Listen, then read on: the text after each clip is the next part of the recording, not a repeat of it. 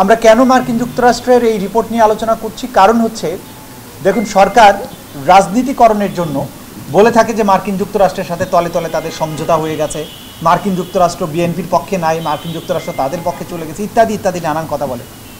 অথচ তাদের সেই মিত্র মার্কিন যুক্তরাষ্ট্র যে মানবাধিকার রিপোর্ট প্রকাশ করেছে বাংলাদেশের ব্যাপারে, সেখানে মোটা দাগে বলেছে যে এইখানে মানবাধিকারের লঙ্ঘনের ঘটনাগুলো ভয়াবহ রকমের।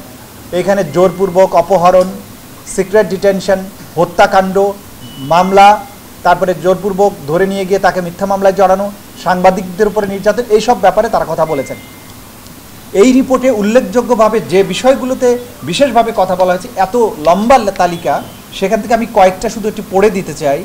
তারা যেগুলো বলেছেন যে বিচার বহির্ভূত হত্যাকাণ্ড সহ বিচার বহির্ভূত হত্যা, গুম বা নির্যাতন, নিষ্ঠুরতা, অমানবিক এবং মর্যাদাহানিকর আচরণ, সরকারের তরফে সাজা, কঠোর এবং জীবনের জন্য হুমকি এমন কারাগার পরিস্থিতি তৈরি করা, নির্বিচার গ্রেপ্তার এবং আটক, বিচার বিভাগের স্বাধীনতা নিয়ে গুরুতর সমস্যা, এটা তারা কিন্তু ডিটেইল করে নেই কী ধরনের সমস্যা, রাজনৈতিক বন্দী আটক, ভিন দেশে থাকা নাগরিকদের বিরুদ্ধে নিপীড়ন, মানুষের ব্যক্তিগত গোপনীয়তা এবং স্বেচ্ছাচারমূলক এবং বেআইনি পদক্ষেপ, কারো অপরাধের অভিযোগে তার পরিবারের সদস্যদেরকে সাজা দেয়া, মত প্রকাশ এবং গণমাধ্যমের স্বাধীনতায় গুরুতর বাধা সৃষ্টি করা, যার মধ্যে রয়েছে সাংবাদিকদের প্রতি হুমকি এবং ভয়ভীতি দেখানো, সাংবাদিকদের অন্যায্যভাবে গ্রেপ্তার বা বিচারের সম্মুখীন করা, বিধিনিষেধ এবং মত প্রকাশ সীমিত করতে ফৌজদারি এবং মানহানিকর আইনের প্রয়োগ, এটা আপনারা ভালো করে মনে রাখবেন, ফৌজদারি এবং মানহানির আইনের প্রয়োগ এবং প্রয়োগের হুমকি, ইন্টারনেট ব্যবহারের স্বাধীনতায় গুরুতর বাধা সৃষ্টি,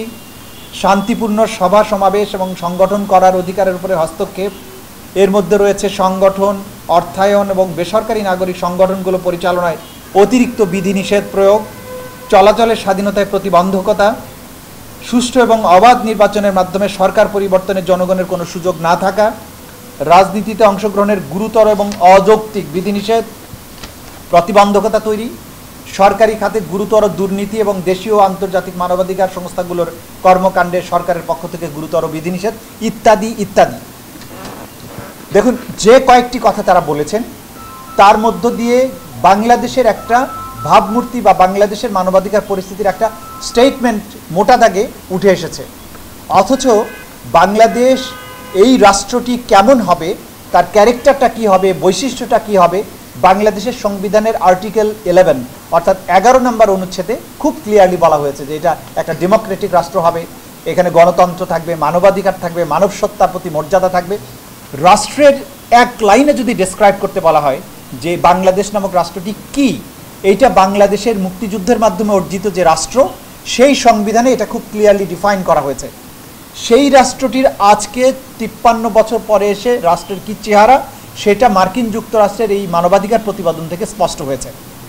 এইখানে দেখুন যে ব্যাপকভাবে মানবাধিকার লঙ্ঘনের ক্ষেত্রে দায়মুক্তি দেওয়া হয়েছে। র্যাবের বিরুদ্ধে যত মানবাধিকার লঙ্ঘনের ঘটনা ঘটেছে তার তদন্ত হয়নি, বা তদন্ত হলেও বিচারের মুখোমুখি করার হার আপনি ধরেন যে একেবারে হাজারে একটা বা দুটো হয়েছে। জানুয়ারি থেকে সেপ্টেম্বর পর্যন্ত এত কিছু যে মার্কিন যুক্তরাষ্ট্রের ভিসা রেস্ট্রিকশন, নানান ধরনের স্যাংশন, এগুলোর পরেও বিচার বহির্ভূত হত্যাকাণ্ড সামান্য কমেছে। তারপরেও জানুয়ারি 2023 থেকে সেপ্টেম্বর 2023 তারিখ পর্যন্ত 12 জন ব্যক্তি বিচার বহির্ভূত হত্যাকাণ্ডের শিকার হয়েছেন বলে মার্কিন যুক্তরাষ্ট্রের রিপোর্ট বলেছে। প্রকৃত সংখ্যায় এর চেয়ে অনেক বেশি বলে আমরা মনে করি।